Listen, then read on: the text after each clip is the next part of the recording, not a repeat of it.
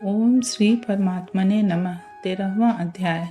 उसके उपरांत श्री कृष्ण भगवान फिर बोले, हे अर्जुन, यह शरीर क्षेत्र है ऐसे कहा जाता है, और इसको जो जानता है उसको क्षेत्रज्ञ ऐसा उनके तत्व को जानने वाले ज्ञानी जन कहते हैं।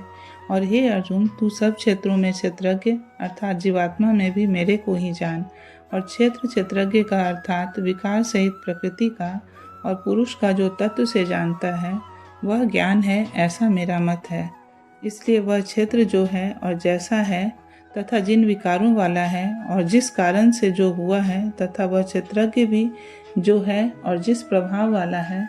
वह सब संक्षेप में मेरे से सुन।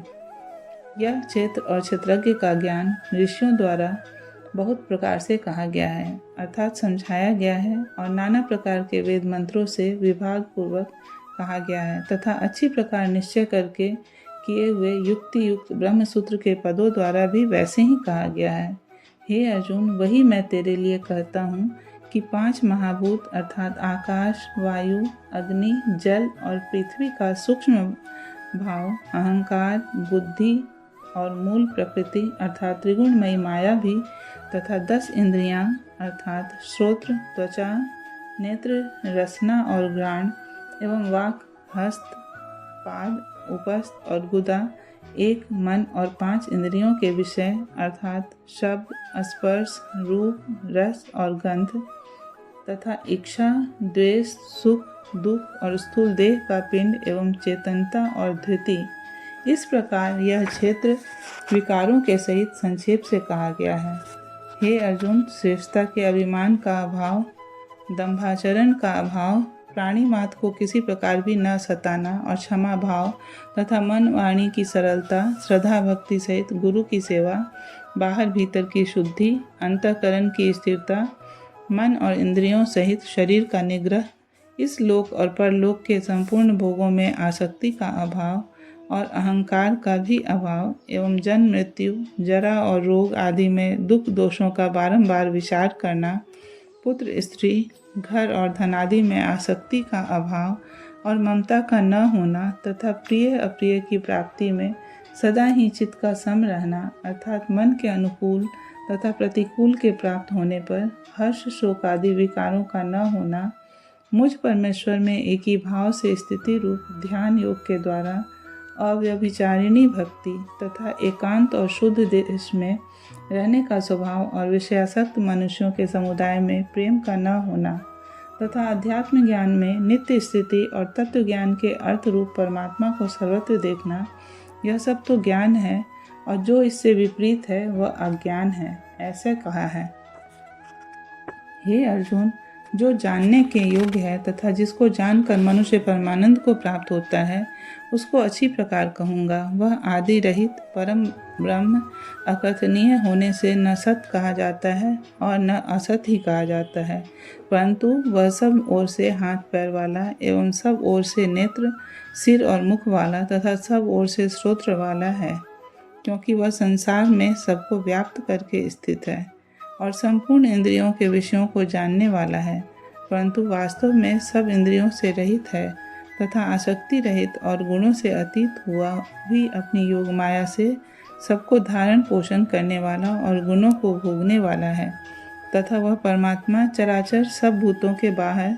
भीतर परिपूर्ण है, और चर अचर रूप भी वही है, और वह सूक्ष्म होने से अविज्ञेय है तथा अति समीप में और दूर में भी स्थित वही है, और वह विभाग रहित एक रूप से आकाश के सदृश परिपूर्ण हुआ भी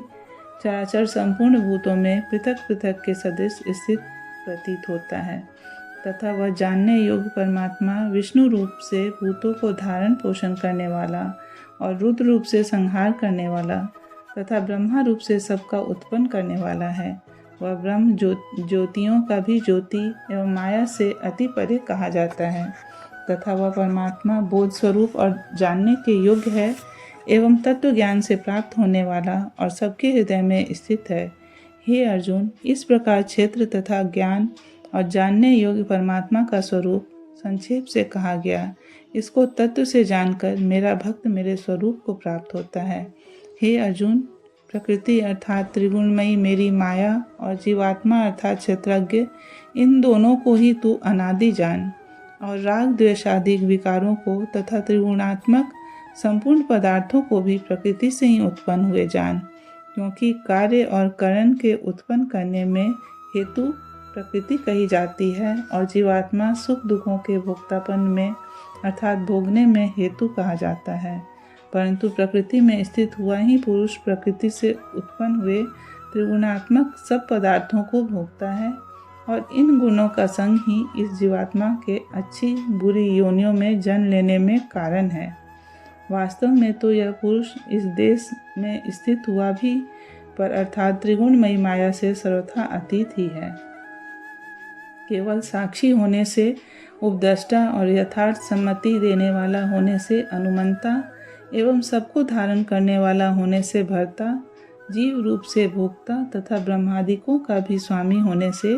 महेश्वर और शुद्ध सच्चिदानंद घन होने से परमात्मा, ऐसा कहा गया है। इस प्रकार पुरुष को और गुणों के सहित प्रकृति को जो मनुष्य तत्व से जानता है, वह सब प्रकार से बढ़ता हुआ फिर भी जन्मता है, अर्थात पुनर्जन्म को प्राप्त नहीं होता है। हे अर्जुन, उस परम पुरुष परमात्मा को कितने ही मनुष्य तो शुद्ध हुई सूक्ष्म बुद्धि से ध्यान के द्वारा हृदय में देखते हैं तथा अन्य कितने ही ज्ञान योग के द्वारा देखते हैं और अपर कितने ही निष्काम कर्म योग के द्वारा देखते हैं, परंतु इनसे दूसरे अर्थात जो मंद बुद्धि वाले पुरुष हैं, वे स्वयं इस प्रकार न जानते हुए दूसरों से अर्थात तत्व के जानने वाले पुरुषों से सुनकर ही उपासना करते हैं, अर्थात उन पुरुषों के कहने के अनुसार ही श्रद्धा सहित तत्पर हुए साधन करते हैं और वे सुनने के परायण हुए पुरुष भी मृत्यु रूप संसार सागर को निसंदेह तर जाते हैं। हे अर्जुन, यावन मात्र जो कुछ भी स्थावर जंगम वस्तु उत्पन्न होती है, उस संपूर्ण को तू क्षेत्र और क्षेत्रज्ञ के संयोग से ही उत्पन्न हुई जान, अर्थात प्रकृति और पुरुष के परस्पर के संबंध से ही संपूर्ण जगत की स्थिति है। वास्तव में तो संपूर्ण जगत नाशवान है और क्षणभंगुर होने से अनित्य है। इस प्रकार जानकर जो पुरुष नष्ट होते हुए सब चराचर भूतों में नाश रहित परमेश्वर को समभाव से स्थित देखता है, वही देखता है, क्योंकि वह पुरुष सब में समभाव से स्थित हुए परमेश्वर को समान देखता हुआ अपने द्वारा आप को नष्ट नहीं करता है, अर्थात शरीर का नाश होने से अपने आत्मा का नाश नहीं मानता है। इससे वह परम गति को प्राप्त होता है। और जो पुरुष संपूर्ण कर्मों को सब प्रकार से प्रकृति से ही किए हुए देखता है, अर्थात इस बात को तत्व से समझ लेता है कि प्रकृति से उत्पन्न हुए संपूर्ण गुण ही गुणों में वर्तते हैं तथा आत्मा को अकर्ता देखता है, वही देखता है। और यह पुरुष जिस काल में भूतों के न्यारे न्यारे भाव को एक परमात्मा के संकल्प के आधार पर स्थित देखता है तथा उस परमात्मा के संकल्प से ही संपूर्ण भूतों का विस्तार देखता है, उस काल में सच्चिदानंद घन ब्रह्म को प्राप्त होता है। हे अर्जुन, अनादि होने से और गुणातीत होने से यह अविनाशी परमात्मा शरीर में स्थित हुआ भी वास्तव में न करता है और न लिपायमान होता है। जिस प्रकार सर्वत्र व्याप्त हुआ भी आकाश सूक्ष्म होने के कारण लिपायमान नहीं होता है, वैसे ही सर्वत्र देह में स्थित हुआ भी आत्मा गुणातीत होने के कारण देह के गुणों से लिपायमान नहीं होता है। हे अर्जुन, जिस प्रकार एक ही सूर्य इस संपूर्ण ब्रह्मांड को प्रकाशित करता है, उसी प्रकार एक ही आत्मा संपूर्ण क्षेत्र को प्रकाशित करता है, अर्थात नित्य बोध स्वरूप एक आत्मा की ही सत्ता से संपूर्ण जड़ वर्ग प्रकाशित होता है। इस प्रकार क्षेत्र और क्षेत्रज्ञ के भेद को